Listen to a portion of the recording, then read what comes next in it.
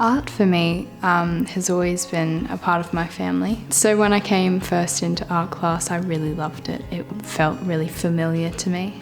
I think I chose art because I saw the way it brought joy into my mother's life and how her photography, she was able to get out things that just were in her and were causing her pain, and I really wanted that for myself. Well, I like expression, and visual art's one form of expression. I reckon art was a good way for me to expand my creativity.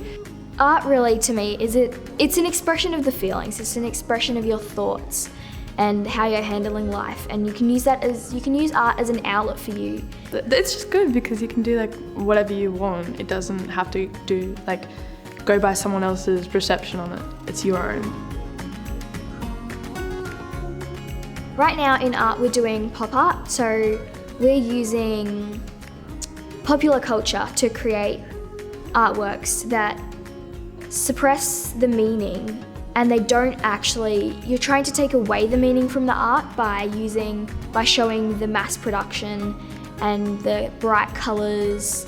In social data, I chose a skull, and it was commenting on the side of society that promotes plastic surgery and how that affects a young woman and her views on everything.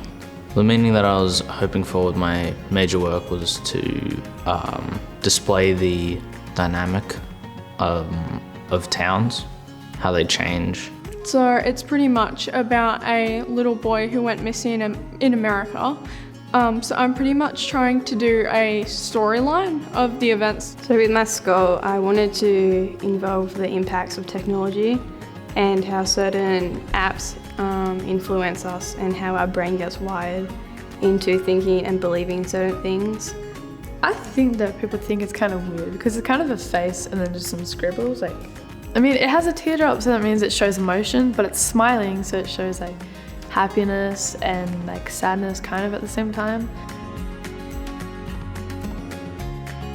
During COVID, I didn't do heaps with my art. I was trying to focus on the more academic subjects that I've been doing. To be honest, during COVID I didn't do that much. I struggled to do art, I think because my support system of my friends was gone. I mainly focused on starting a new medium, so I just pretty much worked on my skills with that.